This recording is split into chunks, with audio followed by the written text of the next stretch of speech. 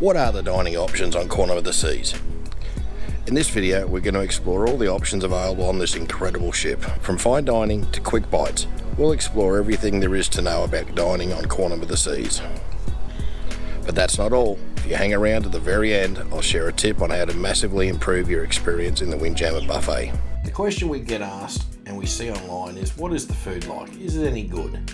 After 13 nights at Corner of the Seas, we have no hesitation in saying, yes, the food is very good. I'm going to provide a review on most of the free or included dining options and a couple of the paid or specialty restaurants. If you want to jump to a particular review, click on the timestamps in the descriptions below, and with that out of the way, let's go. The main dining room. Starting off with the main dining room, or MDR, there's in fact 4 main dining rooms on Corner of the Seas. On deck 3 there's Chic and Grande, which are mainly for the set time dining with either a 6:15 or 8:30 option. And then on deck 4 you'll find American Icon and Silk. We had anytime dining, so we were in either of these two most of the time. Overall, we were very happy with the quality of the food and the variety available. There were at least 6 options for entree and around 10 to 12 for mains. There were a handful of what they call staples on the menu that don't change, and there was always at least 1 or 2 vegetarian options. The dessert menu also provided a good range to choose from, starting with your traditional cheese platter through to moist chocolate cakes smothered in warm chocolate sauce. Your waiters will provide you with a selection of fresh bread rolls, a glass of ice water, and the menus.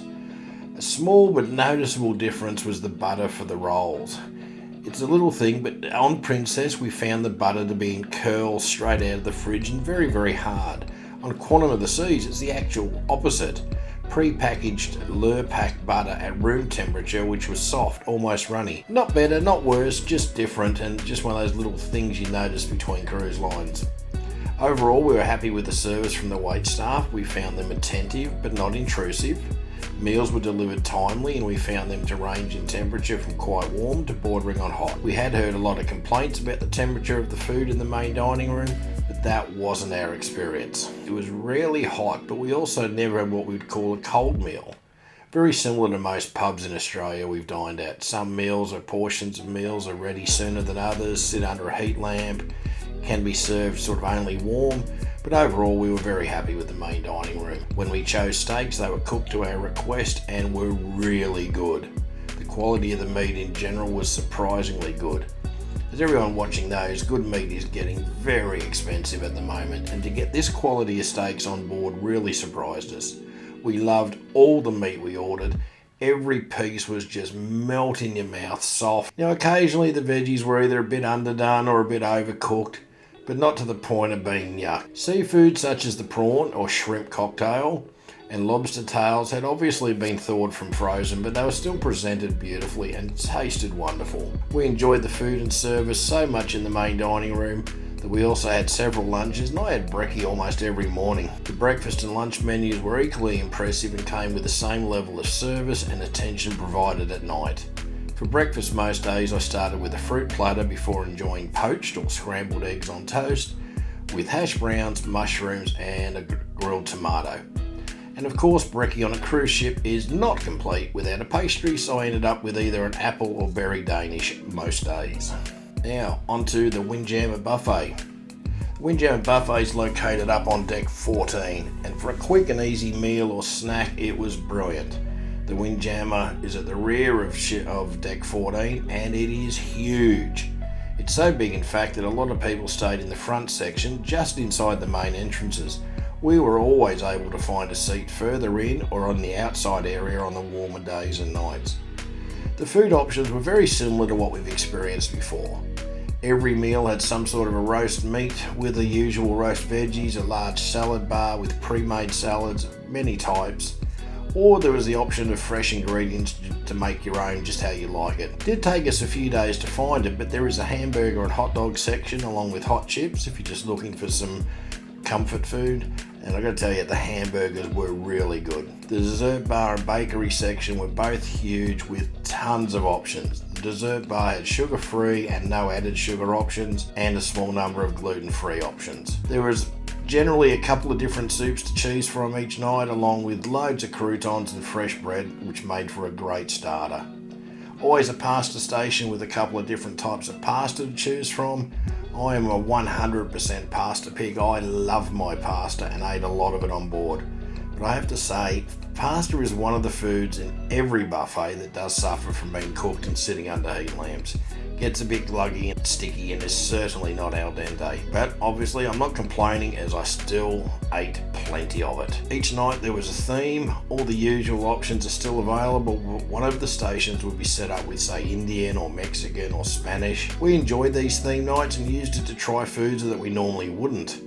As someone who likes curry and chili and hot foods, what I did notice was that to my taste buds, a lot of the food, especially things that I expected to have some heat in, they just didn't. In fact, the food was almost bland. Pauline, on the other hand, thought it had the perfect amount of spice or heat and loved everything. I think this captures the struggle the chefs have when trying to feed 4,500 guests every day. Do you cater for the percentage who like spice and heat, or the ones who hate it, or the ones in between? Now, I guess they have to play the odds and just go for the middle of the road. And make sure you stay to the end, as I'm going to share a tip we learned from very experienced cruisers years ago about how to make your buffet experience just that little bit better. Believe me, this changed our enjoyment of the buffet and took it to a whole new level. Now, moving on to Sorrentos Pizza, and what can I say about a free pizza other than yum yum yum yum yum? I really enjoyed the pizza from Sorrentos on Deck 4. I never had it as a meal, but often an afternoon snack or a bit of late night supper. What I really liked was the fact there was always fresh pizza and you could grab however many pieces you wanted. On many occasions I just grabbed 2 pieces for a snack, but if you did want a full pizza they would cook it fresh for you, and we saw many people with pizza boxes, especially later in the night. The pizza is a thin based New York style pizza with tomato sauce and cooked in the pizza oven right in front of you. They constantly make margarita and pepperoni pizzas and have a third type that changed every day. This third pizza, the one that alternated or changed, I saw Hawaiian, vegetarian, supreme. Sorrentos is open from around 11:30am to 2am on both sea and port days. Plenty of seating both inside and around and in the Grand Esplanade, and we never had any issues getting a seat. Hey, before we move on to the next one, if you're enjoying the video, don't forget to smash that like button and hit subscribe to help out the channel and keep you informed when we post our next one. Next up in the free eating is Cafe Promenade. Now, Cafe Promenade serves 2 functions in my mind. Firstly, for those early risers desperate for a caffeine hit, you can grab a Lavazza filtered coffee or tea here 24/7. To be honest, this coffee's pretty ordinary, but it is coffee and I drank it every day until the espresso coffee started at 6am. But secondly, they have a great variety of snacks and cakes 24/7. During the day they often have little sliders and sandwiches we enjoyed for a light lunch or afternoon tea. There was rarely more than a 60-second wait to be served, and the food was always very fresh and tasty. Pauline and I highly recommend grabbing a bite at Cafe Promenade. One thing we found interesting was food is free in Cafe Promenade, but if you walk straight across the atrium or the Grand Esplanade to La Patisserie, very similar food and cakes there all have a nominal fee. One day we grabbed a couple of chocolate eclairs and they were $1 each. At Cafe Promenade, beautiful cheesecake was free. I don't quite understand the logic, but I'll take the free over paid all day, every day. Moving on to the Solarium Bistro, this is a little gem. We read before boarding day that the Solarium Bistro was a place to head on embarkation day for a quieter, quicker meal, and it was very good advice. I don't remember exactly, but when we got there just after 1 o'clock, there was only 1 or 2 other couples there on embarkation day. Very different to the frantic, semi-panicked, confused and lost people in the Windjammer buffet. Located at the front of the ship on Deck 14, the Solarium is a quiet little paradise at any time, and the bistro gives another great dining option. It's basically just a much smaller version of the Windjammer where no kids are allowed, with a lot of the same food as the Windjammer, but across the 13 days it was often very easy to get a beautiful table at a window watching the seas roll by while having a much less frantic lunch than in the Windjammer buffet. Next up we come to the Seaplex Doghouse, and who doesn't love a hot dog? The Seaplex Doghouse, located in the Seaplex on Deck 15, was a great spot for a quick lunch or a snack. This unique venue set up looking like a trendy food truck. It adds an extra touch of excitement to the dining experience on board, something a bit different. It was open between 11:30 and 7 p.m. on sea days and 2 p.m. and 7 p.m. on port days. We were delighted to find that the hot dogs and buns were incredibly fresh and bursting with flavour. You'll have the option to choose from a variety of 4 different hot dogs, each with its own distinct taste and flair. And then of course they've got the options of fried onions and sauerkraut, plus help yourself mustard, tomato sauce and a pickle relish, and trust me, that pickle relish is an absolute game changer. Doghouse gets a great big thumbs up from us. Moving right on to the coastal kitchen. Sadly, as we were not staying in a suite, we didn't have access to the complimentary restaurant for suite guests and Pinnacle members. Coastal Kitchen's located on deck 14 in front of the Windjammer buffet. Chatting with some of our new friends we made on board who were Pinnacle members, they raved about Coastal Kitchen. Apparently there's an extensive dinner menu that rotates on a 7-day basis, meaning that the menu on days 1 and 8 will be the same, days 2 and 9 the same, etc. I can't really provide any more insight than that. And lastly, we've got room service, and well, what can we say about room service? We only tried to order once, and that was on the very last night of the cruise. We'd finished packing, we were really tired and couldn't be bothered going out, so when we rang to place our order, we were told it was a minimum of 90 to 120 minutes. Well, we didn't go ahead with our order and went to the American Icon main dining room instead. Having said that, the menu provided a good choice and we were looking forward to it, and judging by the amount of trays in the hallway later in the evenings, I think a lot of people did make use of the room service during the cruise, but sadly it looks like we left it too late and missed out. So summary of the free options. We spent 13 nights on Quantum of the Seas and struggled to fully explore all the free options. Overall, we were really impressed with the incredible variety and the options on board, from semi-formal in the main dining room to hot dogs in the Seaplex and a multitude of options in between. Pauline and I are confident you will find something to make your taste buds smile. And now, moving on to the paid options. Before we do, if you're enjoying the video, please don't forget to hit the like button and subscribe, and keep updated when the next one comes out. Now, the first of the paid or specialty restaurant reviews that we will be doing is Wonderland.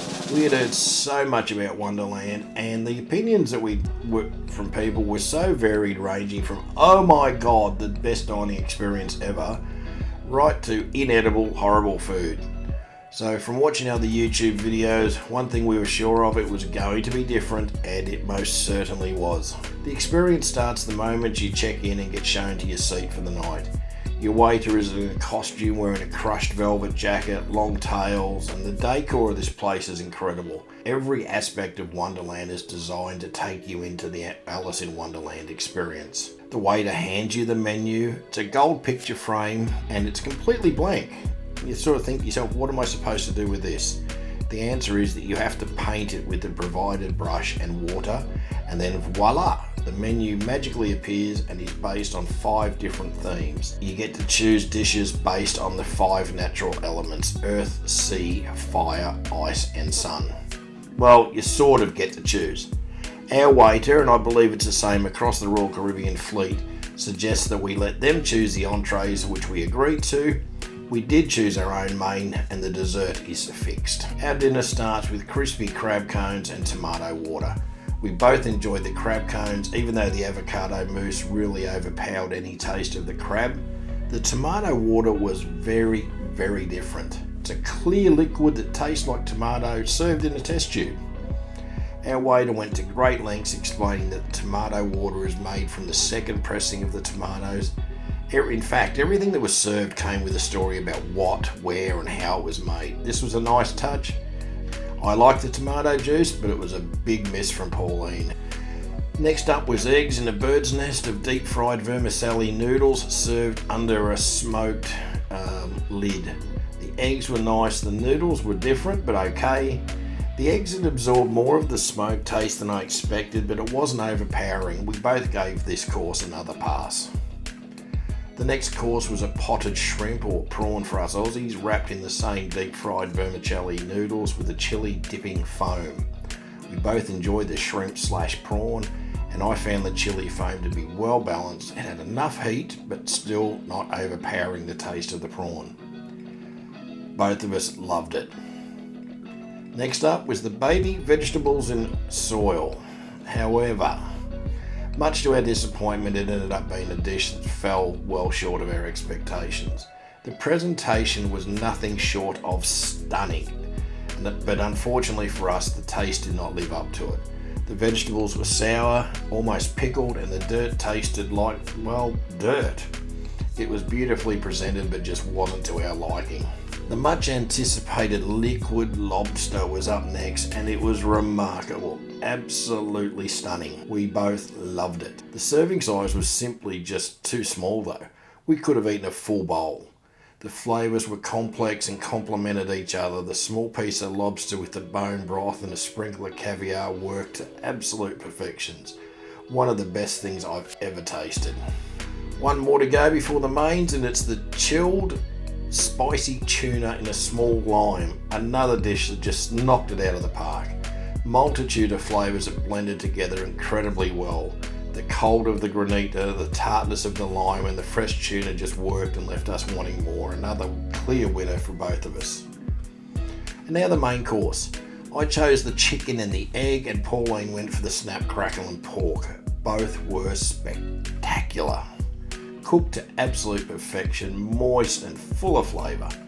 What sets this apart from so many other meals is the quality, presentation and taste of the side dishes and the sauces. The food combinations sound a little odd, but they just work so well together. The grand finale is dessert, and there are 4, and they will bring them all if you want, but we were already past feeling full, so just opted for one being the flagship choice. I think it's called the Globe or Earth, something like that. It's a decadent chocolate sphere set on a bed of Rice Krispies with fresh berries, warm caramel sauces and drizzled over the chocolate earth. As it melts, the next surprise is revealed: salted caramel ice cream on a peanut butter roulette on a chocolate sponge cake. Absolute pure decadence on so many levels. It was divine and the perfect way to end this foodie adventure.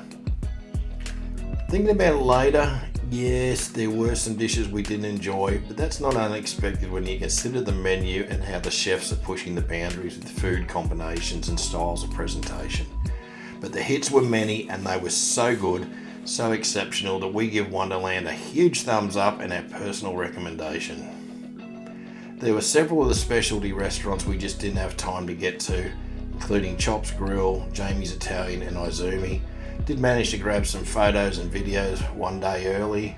We're in the process of booking another cruise on the Quantum when she's back in Australia next summer, and we will tick all of these venues off then. But until then, here's the menus and a look into each of them.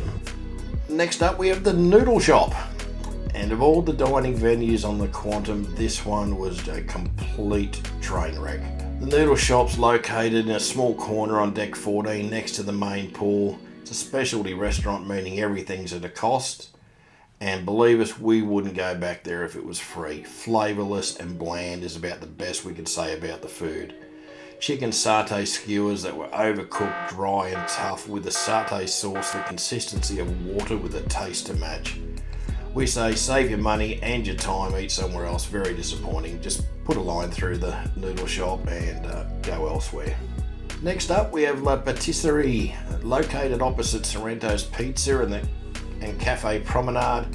La Patisserie is a place to go for your coffee in small stacks, including a range of chocolate eclairs that were absolutely worth the $1 each. From when they open at 6 a.m. to late morning, this venue is absolutely flat out with the espresso coffee and the hundreds of different variants now available. We have our coffee lactose free and really enjoyed this coffee. We were sipping through 2 or 3 lattes a day. If you're a coffee drinker, the coffee cards are well worth it. We went through 3 in 13 days. Food selection is good, but very small. We enjoyed more than one cake or chocolate eclair for an afternoon tea. Very little seating inside, but plenty out the front and throughout the nearby Grande. Highly rated and highly appreciated venue for that morning wake-up coffee. Big thumbs up. And finally, the chef's table. And we have left the best until last. The the chef's table. We had read and watched so many rave reviews that we had high expectations of both the experience and the food quality, and we were not disappointed. Chef's table is located inside Chop's Grill in a private room. From the moment you step inside, you are treated to 5-star service and 5-star food. Oh my god, OMG, it was incredible. This room oozes class with dark paneling, low lighting illuminating the sparkling white tablecloth, an immaculately laid table with a range of glasses, cutlery and plates.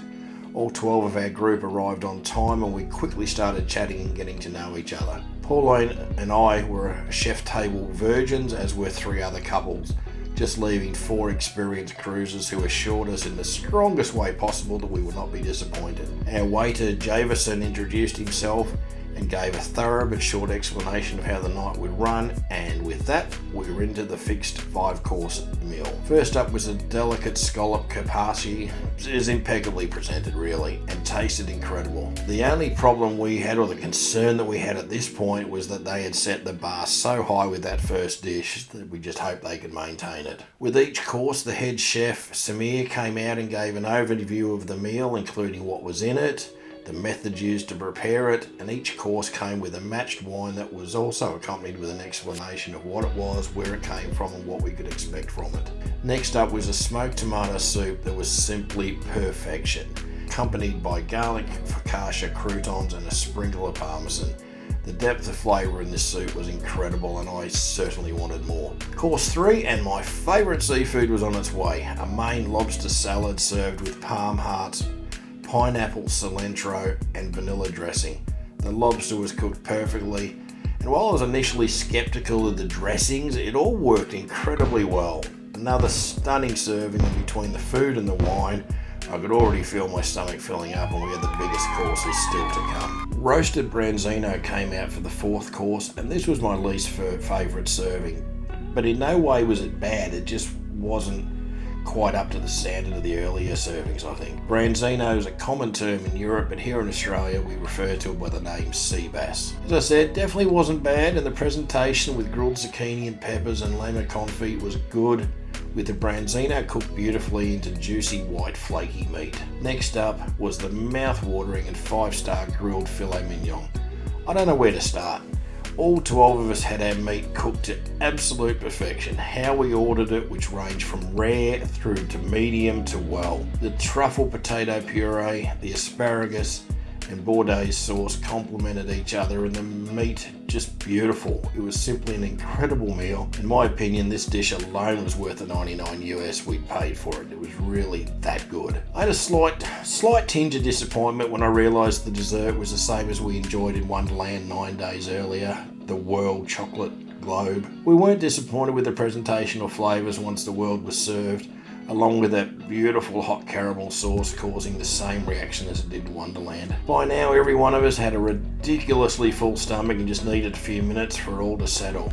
After 6 courses and 6 glasses of wine, we probably didn't need a cocktail to finish the night off, while our waiter Javerson did some magic with a deck of cards, but we all had it anyway. After a little while, Chef Samir comes back to thank us, wishes us well for the remainder of the cruise, and it was only then that I checked my watch to see that we had been there for 3 hours, and it just absolutely flew with it between the ambience, our dining partners, the conversation, the food, the service, and probably the amount of wine. The time had simply flown by. In our opinion, the chef's table is an absolute must-do. Pauline and I are absolutely sure you won't be disappointed. And as promised in the intro, here's our tip for eating at the Windjammer buffet that we think will make your meals just that little bit more enjoyable.